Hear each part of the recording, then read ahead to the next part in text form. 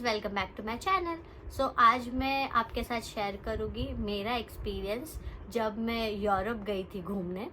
सो पहली बात है, लोग बोलते हैं कि यूरोप का वीज़ा, वो शेंजन वीज़ा बहुत डिफ़िकल्ट है मिलने में। तो क्या क्या चीज़ें लगती है शेंजन वीज़ा अप्लाई करने में, तो वो जानते हैं। तो पहला तो है कि आपका पासपोर्ट वैलिड होना चाहिए अगले 6 महीने तक।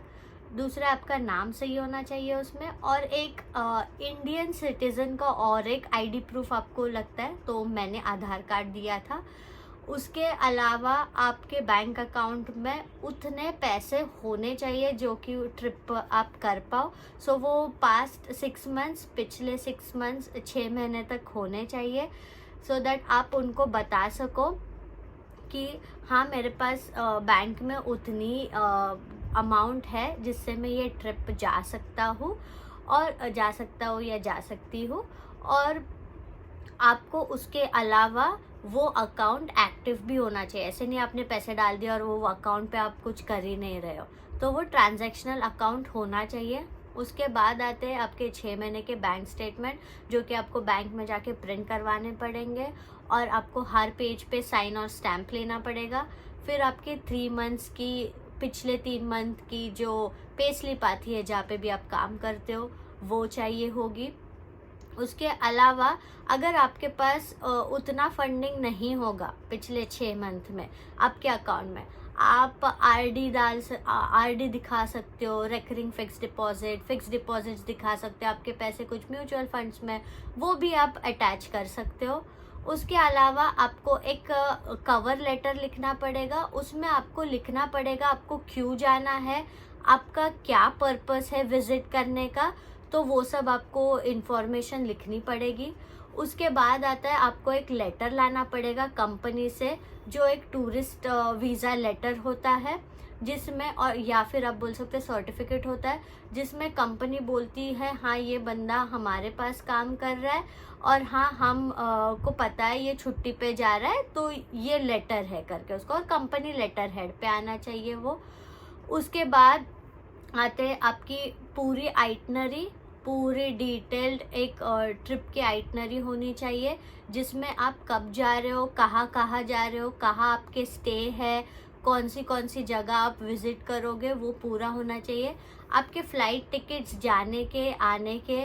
उसके बाद आपके, अगर आप एक कंट्री से दूसरे कंट्री में जा रहे हो, ट्रैवल कर रहे हो, तो उसके ट्रेन टिकट्स हो गए, या फिर फ़्लाइट से जा रहे हो तो फ़्लाइट टिकट्स हो गए, वो भी आपको दिखाने पड़ेंगे। आपको आपके होटल बुकिंग्स भी दिखाने पड़ेंगे सारे, कि आप कहाँ रह रहे हो, क्या कर रहे हो, सब। सो ये सब चीज़ें आपको आपके डॉक्यूमेंट्स रेडी करने पड़ेंगे। अगर आप रेंट पे रह रहे हो और आपको एड्रेस दिखाना है, जैसे हमने पुणे से अप्लाई कर रहे थे, तो मैं पुणे से हूँ बट मेरे हस्बैंड नहीं है, तो उनका एड्रेस तो कहीं और का था उनके आधार कार्ड और पासपोर्ट में। तो आपका एड्रेस प्रूफ भी चाहिए, तो हमने रेंट एग्रीमेंट भी दिखाया था कि हम इधर रह रहे करके। तो ये सब डॉक्यूमेंट्स जमा होने के बाद आपको 2 फोटोग्राफ्स भी लगेंगे। आपको अपॉइंटमेंट लेनी पड़ेगी वीज़ा ऑफिस से, और उस टाइम पे पहुंचना पड़ेगा। एक बार आप जाओगे तो आपको पहले काउंटर पे ये सारे डॉक्यूमेंट सबमिट करने पड़ते हैं। आपका पासपोर्ट भी सबमिट करना पड़ता है और आपको साइन करनी पड़ेगी। फिर थोड़ी देर बाद दूसरे काउंटर पे बुलाएंगे, जहाँ पे आपके थंब इम्प्रेशंस, हैंड इम्प्रेशंस और फ़ोटो लिया जाएगा, और आपको रिसिप्ट दी जाएगी। पे करना पड़ेगा अमाउंट और रिसिप्ट दी जाएगी। तो वीज़ा अप्लाई करने के लिए, शेंजन वीज़ा अप्लाई करने के लिए 6,500 रुपये लगते हैं। जब हमने अप्लाई किया था, अभी भी 6,500 से 7,000 लगते हैं। और हमने फ़ास्ट कुरियर का ऑप्शन चुना था, क्योंकि हमको ट्रैवल करना था 1 वीक बाद ही, और हमारे पास बहुत कम टाइम था। हम तो फ़ास्ट कुरियर किया था, तो फ़ास्ट कुरियर के 750 रुपीज़ लिए थे, तो दोनों के हमारे 13,500 में हो गया था पूरा प्रोसेस। उसके बाद आपका पासपोर्ट वो सबमिट कर लेंगे, वो पासपोर्ट मुंबई आएगा, स्टैंपिंग होगा, और उसके बाद वो डिलीवर होगा।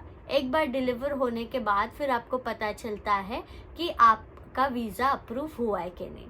सो और कुछ आपके क्वेश्चंस रहेंगे वीज़ा रिलेटेड या अपनी आइटनरी शेयर करो, छोटे से क्लिप्स तो मैं इसके बाद डाल ही दूंगी कि क्या क्या डॉक्यूमेंट्स बेसिक लगते हैं बट कवर लेटर कैसे लिखा जाता है या आइटनरी आपकी कैसी थी, आपको चाहिए होगा आप कमेंट करके मेरे को बता देना।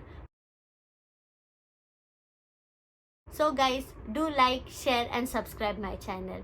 Bye bye.